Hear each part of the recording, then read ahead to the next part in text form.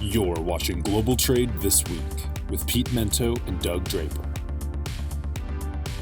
Hello, everyone, and welcome to another exciting edition of Global Trade This Week. I am Pete Mento, and with me, as usual, not always, but as usual, is my intrepid co-host, Doug Draper. Doug, how are you, buddy? Hey, Pete, I'm doing excellent. I'm doing excellent. I have nothing really to complain about. Things are going well. Actually, I do. So, Pete, let me ask you this. So, when the show happens and Cap posted on their site, which is awesome, I always repost it, right, and put some comments or whatever. And I usually, or not usually, I don't use Chat GPT, right? That's just free form from Doug Draper, Chat Doug Draper.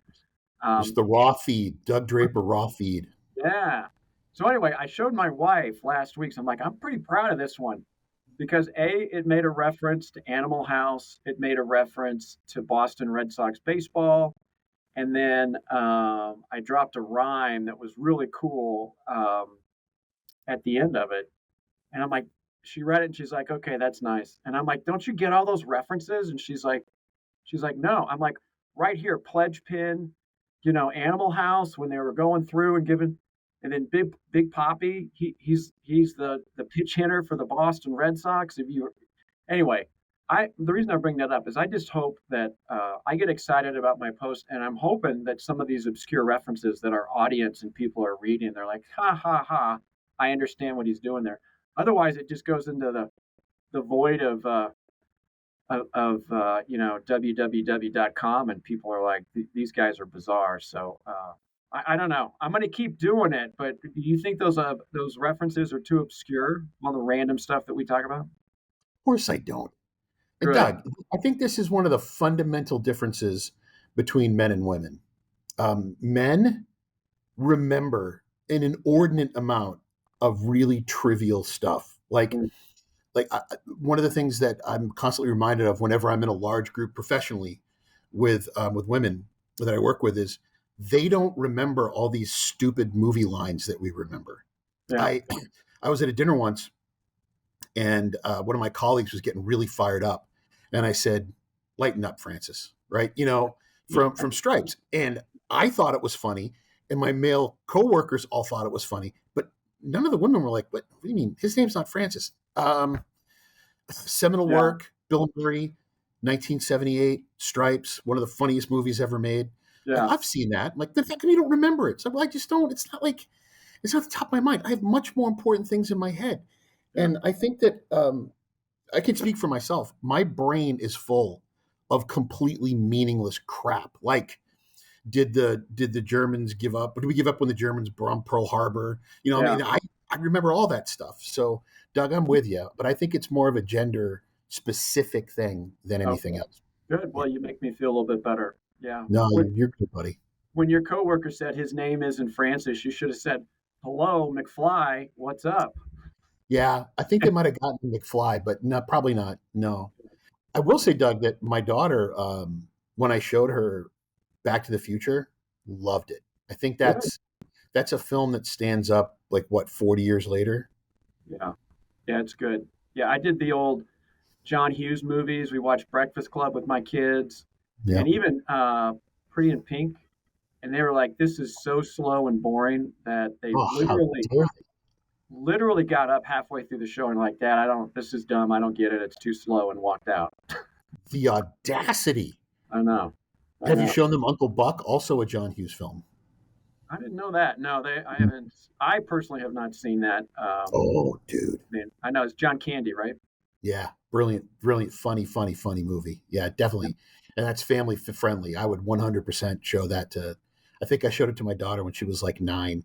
And one weekend we watched that, and we watched the one with Chris Farley with the where he works for the auto parts company. What is that? Tommy Boy.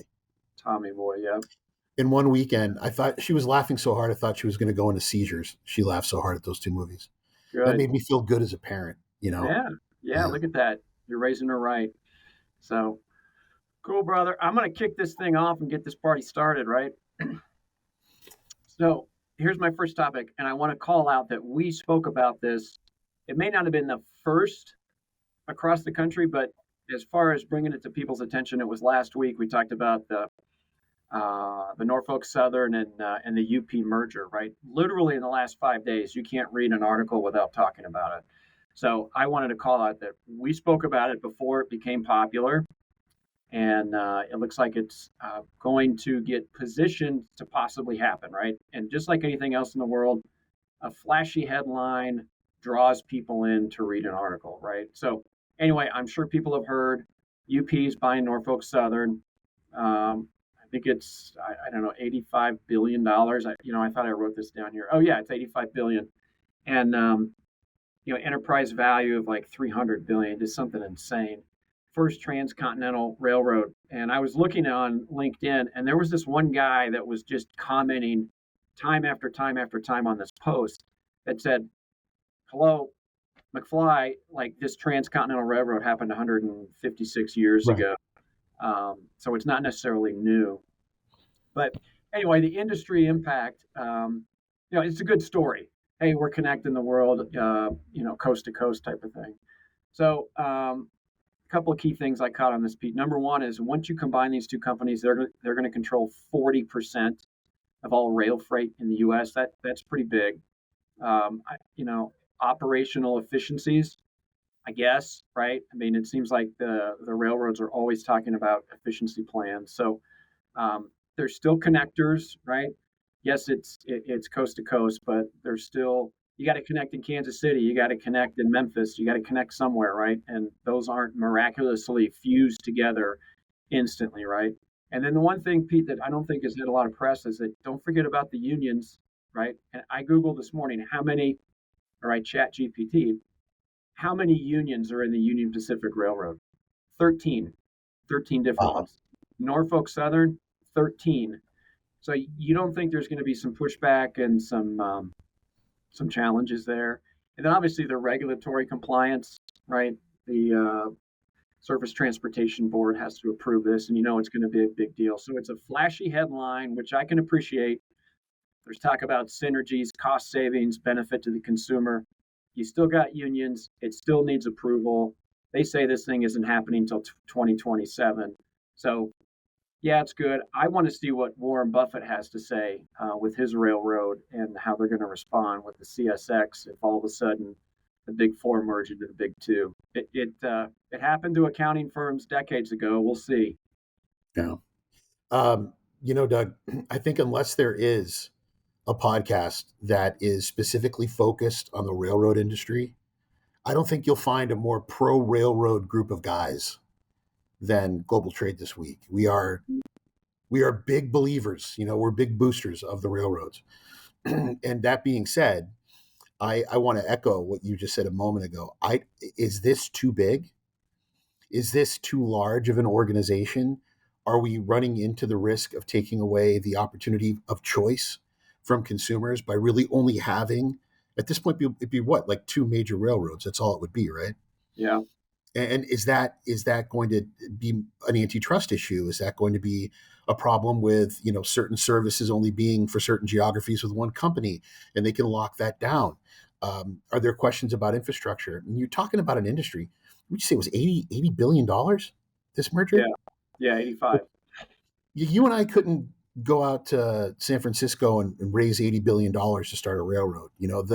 The cost of getting into this to create new competition is next to impossible. So I wonder if this is going to be a regulatory nightmare for these two companies to merge, and if that's not necessarily a bad thing. So pro railroad, whatever it takes to make it more efficient, whatever it takes to make them run. But I'm a little concerned about the lack of choice that this is going to give transportation consumers if it goes through. Yeah, I think that's the bottom line. That's the bottom line for folks and people we support and represent. So anyway, you got some good ones, Pete. What's your first?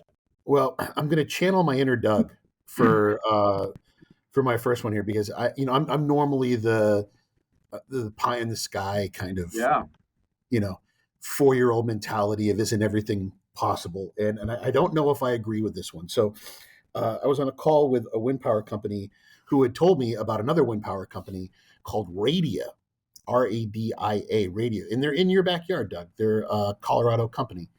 and they're based on the genius of a gentleman who owns it, who more or less pioneered the idea of these bigger, more powerful wind farms. And he also was very involved in the offshore side of things. When he realized that it was possible to make even larger turbines that generate more power and will probably have a longer service. But the issue that they have is moving these things. So if you live in the Midwest or you live in the Rockies, I'm sure at some point in your driving life, you've gone past these convoys of trucks that have parts of these wind turbines on them, and when you drive past them, you don't realize how big they are. They are enormous machines, and now in order to get them where we want to get them, they're moved modularly. Which creates stress issues and engineering issues. But we see them over the roads. This new company is saying, because of where we want to get them and the cost to serve, we're going to build our own airplanes. And it's called the WindRider, I think is what it was called. WindRunner. And it's a brand new aircraft that would dwarf the Antonov Dream. It would make it look almost comically small in comparison to this new aircraft. So here's where it gets me, Doug, right? There's the part of me that read way too much science fiction as a child and too many comic books that says to himself, this is wonderful, right? You don't have the solution, you make the solution, you build the solution, you find a way to do it, and it creates renewable energy, which is better for everybody. I'm all about it. But then there's the cynical part of me that's been in this industry for way too long, who knows how difficult it is to engineer new aircraft, who knows how hard it is to come up with a new design, who knows all the regulatory problems that they're going to have. And I got to say, Doug, I don't know if this is possible. And also, creating your own masterpiece of transportation just to move your thing, it's been done on the ocean side. But for air freight, I can see some utility if these end up having military end use, right? If you can find some way to think of all the cargo you could move if it became a regular cargo aircraft. But if it's this big, how's it going to take off? Where the hell is it going to land? And what's it going to mean for the future of air freight? If there's only a couple of them, how do you keep it working? I mean, things on aircraft, I don't know, Doug. If we were doing an in or out on this, I think I'm out. I think I'm out on the idea. I don't know if I would put my money into this idea. Yeah, 100%, 100% on that. It's when I first read about this, I was picturing like a pickup truck, right, that has lumber that's sticking out the back, and they put a little red flag on it, so if you Sure. don't hear it. So I'm picturing this plane with this wind turbine and this little red flag on the back hanging out of the airplane to make sure nobody bumps it in the back.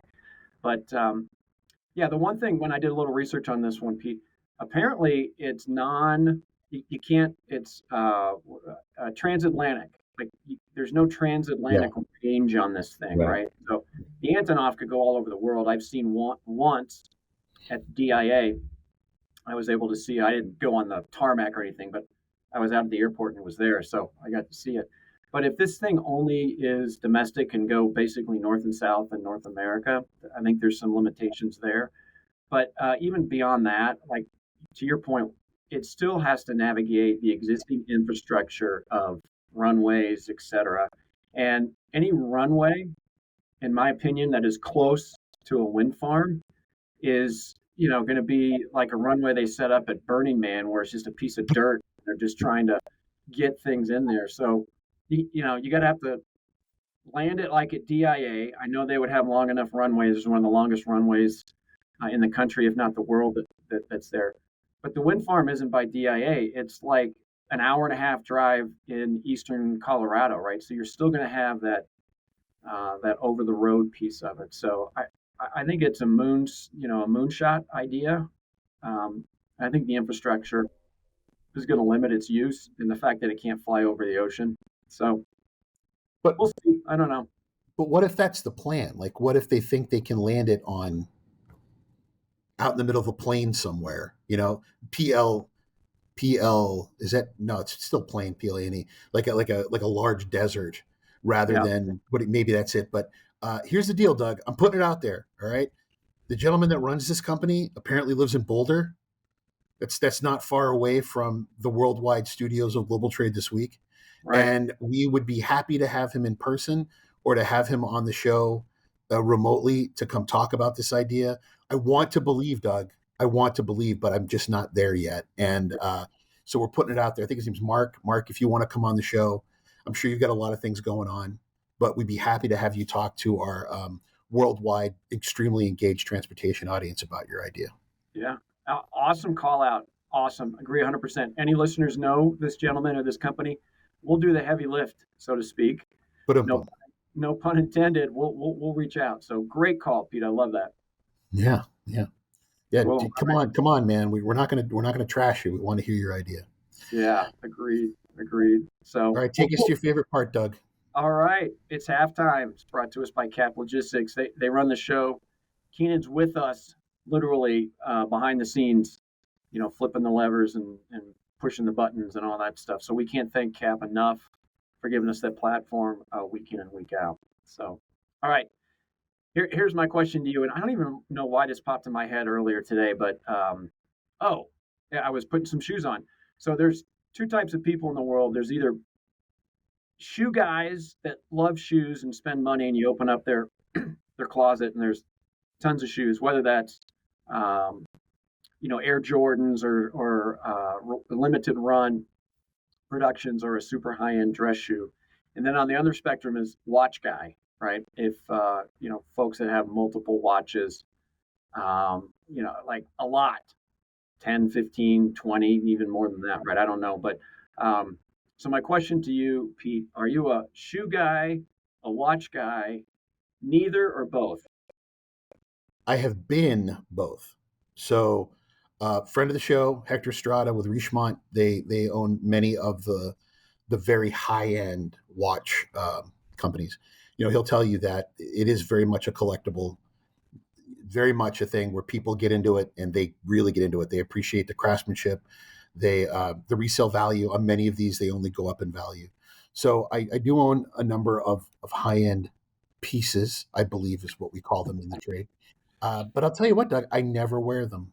I have a number of Rolexes, a number of other really nice watches that are in a safety deposit box right now in Manchester, New Hampshire, because for one, I feel like kind of an asshole going on a sales call to talk about rates with somebody wearing a super expensive watch. I think that's a level of arrogance that I'm unable to pull off. And second of all, the number of people I know who have been followed home from dinners that have been mugged. Wow. I don't feel comfortable wearing a watch of considerable value whenever I travel around. I wear an Apple Watch now. I wear an Apple Watch just because I find it to be very convenient. Shoes, I have a problem, Doug. And I don't know if we've talked about this before, but I love very difficult to find, highly collectible Nikes. Adidas as well, but mostly it's Nike that I'm into. And because of I travel around in those footwear circles, I have a tremendous amount of appreciation for the design that goes into it and all that. But I also have an appreciation for the resale. During COVID, it was common for me to win one of these lottery picks on sneakers and buy a pair of shoes for a couple $100 and immediately resell it on the GOAT or on StockX for sometimes twice, 3 times what I bought it for. So it wasn't so much a collector. There are things that I own that I will never sell, like my Air Jesus. It's a pair of Air Max. It has holy water in the sole. I have a pair of Towleys from Adidas that are made like Towley from South Park. Then when you go in the sun, the eyes on the tongue turn bloodshot. There are shoes I've never worn either of those pairs, but I do really appreciate what goes into them. But the real problem, Doug, about why I'm not buying them anymore is my feet are too wide to wear Nike. So I have a hard time justifying collecting these sneakers that I'll probably never sell, that now in my old age, they're simply uncomfortable for me to wear. But I've been both, buddy. And right now I'd say that I'm neither. I'm not familiar with this brand Adidas, so I work and know Adidas. That's kind of some shoes that I wear. So you'll have and to. You would be wrong, Doug. You would be wrong. If you ever want to read a hell of a story, read about how Puma and Adidas were founded and the split between the family of how they were created. It really is an incredible story. All right. Yeah. What's the I can't think of the car company, the Dodge brothers that kind of spun Same off thing. there. Yeah. Anyway, yeah, I'll have to check it out. Never wear Pumas to a sales call at Adidas. Never wear Adidas to a sales call with Puma. It's just All right, not. nice. I'd probably have to say, Pete, I'm more of a shoe guy, right? The watch that I have that I'm not wearing right now is a Swatch, and Cool. it is cool. You and I when we were growing up, that was hot. And you'd have like 4 or 5 of them on your wrist. The little piece that you put the strap in, so it doesn't flap around. That fell off, so I just used duct tape. So probably once a month, it takes me a couple minutes to figure out the duct tape so it looks somewhat professional. So I have a swatch that's put together with duct tape. But shoes, I'm not a collector, but they have to be clean, right? They have to be presentable because I tell my son, firm handshake, look somebody in the eye, and have clean shoes, and that'll take you many places. So not just the top of them. I'm talking dress shoes.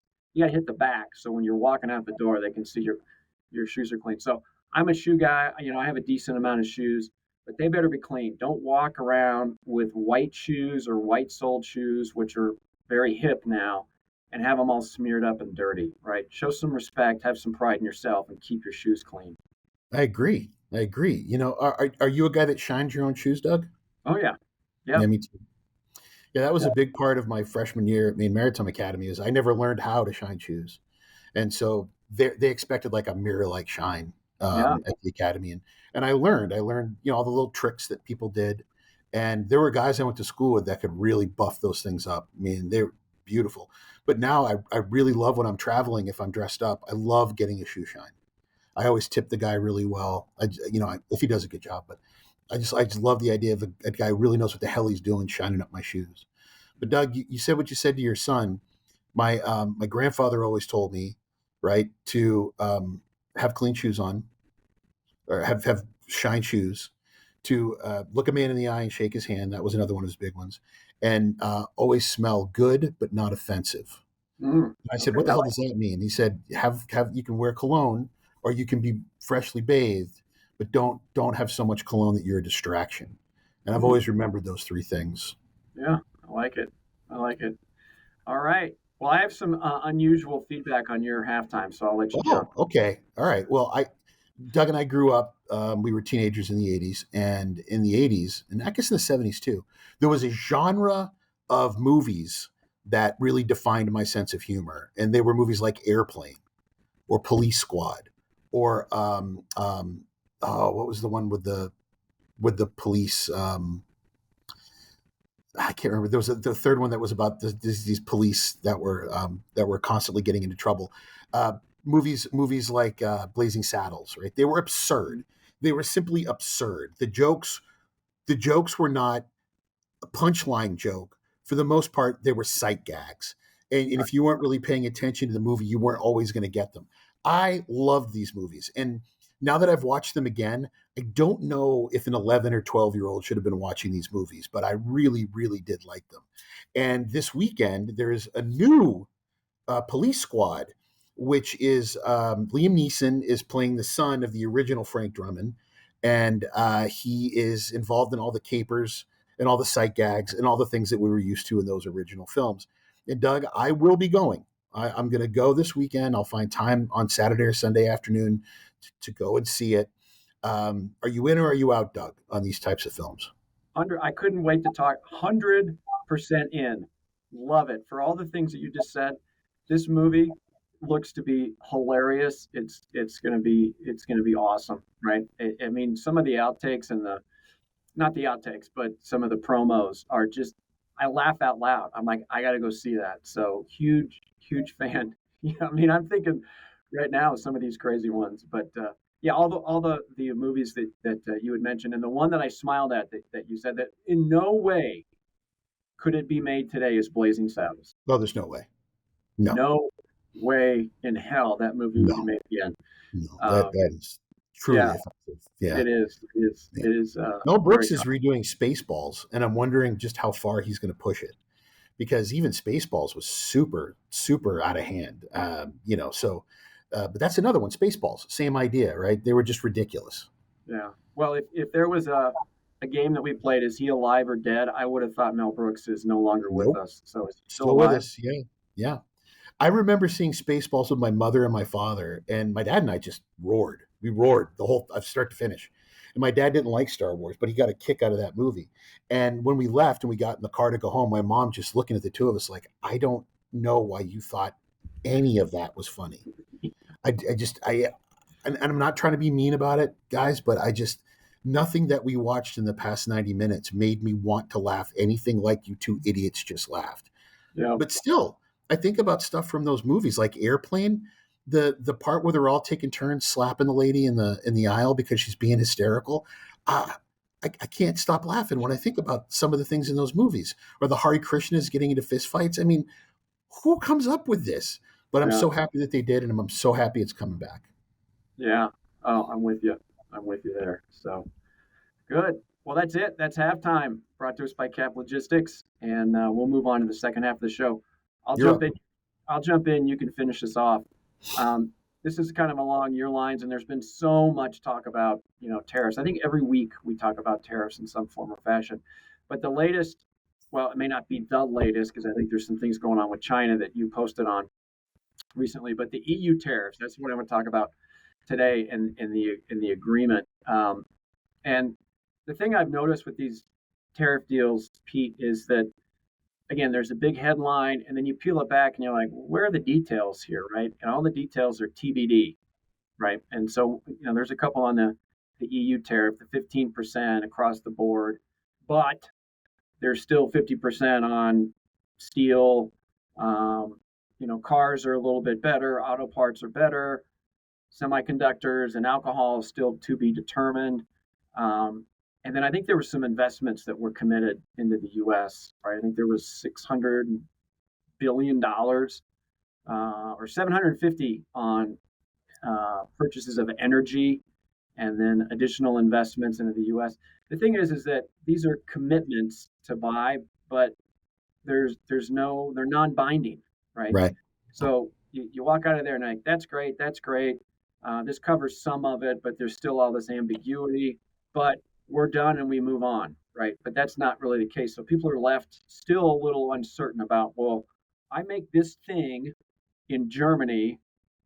I'm still uncertain what the duty rate is beyond the 15% and stuff. So we're getting there, but it's still not a clear runway of what to expect. So I know this is right up your alley, Pete. What's your take on the tariff agreement with the EU that just popped over the weekend? Yeah, the ambiguity of all this is so vexing. It's so frustrating because we're we're in the world of certainty, logistics, supply chain. Yeah. It's certainty. It's clients who want to be certain when their things are going to be available. It's clients that are dealing with all the production woes of wanting to make sure they have inventory either to sell or to manufacture with to sell. It's about the certainty of knowing how long a certain process is probably going to take within our world, whether it's unloading a container on a vessel and draying it somewhere, or how long a customs entry is going to take. Certainty. And for the past 5 months, we have been in an incredible world of chaos where everything that we're normally used to doing has this new ingredient of uncertainty. And it's really tipping through everything we do and causing us, unfortunately, to question very important decisions. Case in point, Doug, the tariffs are supposed to start August the 1st. We're not supposed to timestamp. That's a couple days away. And as of this podcast, I can't tell you for certain if the tariffs will be based on the day of arrival, on the time of entry. I can't tell you if there's going to be any sort of a grace period like we saw back in April, where if the goods left by a certain date, they wouldn't be subject to the new tariffs for quite some time. We know nothing. And maybe this is some kind of a tactic that's being used to keep people off base and to force some sort of a resolution. But in the meantime, you have billions of dollars at stake of inventory. You have tens of thousands of American companies who are not making decisions. And all of that uncertainty is creating chaos in our market. It's driving me nuts, Doug. And above and beyond all of that, I read this on LinkedIn and I love this term, back of the napkin agreements. Like they're written down on a napkin in someone's pen at a bar at an airport, but these aren't agreements yet. They're just frameworks. So until we have something in the Federal Register, until something is actually written that can be executed and enforced by customs, I don't see really how we're supposed to guide people and to help them. And that's what I do for a living. It's what you do for a living. It's what all the people that listen to this podcast probably do for a living, is we give people counsel on how to deal with change. And right now the change is so hard to put your finger on, we can't even do that. I love it. I have nothing else to say on that, Pete, because you just nailed it, right? The uncertainty. I don't know if it'll, I don't know when that will happen. So it's pretty crazy. So The anxiety levels. I'll just one more thing, Doug. The anxiety levels of people in this industry right now, whether you're a buyer or a seller of logistics, the anxiety levels, because we have no idea what's going to happen next. I believe it's worse than COVID, because at least then, if you had enough money, you could control the problem. Money's not going to solve your problems right now. It's just not going to do it, because we don't know which direction to go. Yeah. And it's incredibly vexing. Sorry, Doug. I just had to tack that on there. No, you nailed it. I mean, from a warehouse perspective, you have some customers that are saying, bring in as much as you can because we don't know. And you have as many customers saying, hold off, we're still going to wait on the wings because we don't know, right? So there's two different approaches to the same uncertainty. And one will be a winner, one will be a loser, or maybe they'll both be winners, or maybe they'll both be losers. I don't know. But people have to make decisions and move their business forward. And people are starting to do that regardless. Yeah. Well, trade goes on in the face of all this chaos, in the face of all this uncertainty. We still have a job to do, and we're going to make the best decisions we can based on what limited information we have. Yeah. All right. So speaking of tariffs, buddy, I put a post up on LinkedIn this week that got a lot of traction, and it's really about this realization for a number of administrations. There's been a desire to create a national sales tax, or a VAT. If you've ever traveled outside the U.S., they're very common. Canada, Mexico has their own versions of them. But the idea is that there's a national sales tax based on consumption. So when you go out and you buy whatever, buy yourself a bunch of sweatshirts, there's a sales tax on top of this. Now we have state ones, but on top of the sales tax that goes to the federal coffers. And they're very common. We don't have one in the United States. It's not something that we have to deal with. If you look at where the tariffs are currently and you peanut butter them across all American consumption, so things that are imported, things that aren't imported, but you just look at total American consumption and you take the tariff amount on imported goods, it comes to about a 3%, 2.5% to 3% increase on the cost of goods that we consume. So assuming that consumption stays the same, which it might not, assuming that imports stay the same, which again, they might not, if you take all of the proposed tariffs, we've increased consumers' costs by about 2.5% to 3%, which in effect is a 3% sales tax. And it makes up somewhere between 12 to 16% of total federal revenues. So without calling it a VAT, Doug, we have in fact created a VAT, where the amount of consumption that an American does is directly in line with the amount of revenue that the IRS will get from it. Now, what they do with it, I don't know. What they do with this, if they'll lower taxes, if they'll just say, hey, this is a windfall, we can pay down debt, we can give it back to the American people, I don't know. But one way or the other, we have essentially created a sales tax on everything that Americans buy in one form or another. Yeah. And the thing that you said, it is on the consumer in the end, right? You could bundle it up as a tariff, a value added, a VAT. But the bottom line is that the consumer is going to pay for it in some form or fashion, right? Let me give you one more thing to consider, Doug, right? My beloved grandfather, who was very rarely on the right side of the law in his career, would always show up at things with wine and liquor and cigarettes that didn't have tax stamps on them. Whenever you create a tax liability on certain goods, especially expensive ones, you without question create a black market and you create opportunities for nefarious activities. Mm-hmm. And I don't know if people are realizing that folks are still going to smuggle things, and they're going to smuggle things to avoid that extra cost in order to offer it in the marketplace at a value that is different than it would be paid for in other places. So I think this is also creating a situation that's just wrought with opportunities for corruption. Yeah. I mean, you nailed it. You've seen the tariff dodging, for lack of a better term, right? And manipulation in that form or fashion. And those stories are starting to come to fruition because they're starting to get caught. When I mean they, importers, exporters. Let's just kind of manipulate it to some degree and see if we can get away with it. But you're right, the black market piece, and that was something I was thinking about is, it's going to be ripe. I mean, there's an opportunity there, and people take advantage of opportunity. Advantage is somewhat of a negative term in that context, but yeah, the black market's going to be opened up for all kinds of things, and not just high-end consumer items and stuff, but they're going to, and I'm just using it as an example, we're going to black market apples or some very mundane commodity. You're like, what's the deal with that? Well, there's going to be real money to be had in there. So I think that is a huge piece to keep your eyes on as far as all these different black markets and things that people are going to pop up. So that last comment, Pete, 110% confirmed with that. Thanks, Doug. Take us home, buddy. All right, that's it. Global trade this week. You and I are back in the saddle. It's good. Keenan's a pretty good big poppy, but it's always good to spend time with you and hear the banter. And of course, we love our listeners. We really appreciate the time that you spend. Usually about a half an hour every single week, and everything else. So make comments, give us feedback. We're always welcome to it. And we will see you next week because, as you say, Pete, if it's happening in the world, if it's happening in global trade, we're going to talk about it here first. And we certainly have a lot of fun. So thanks, Pete. It's good to see you again. Buddy, see you next week. All right. Catch you later.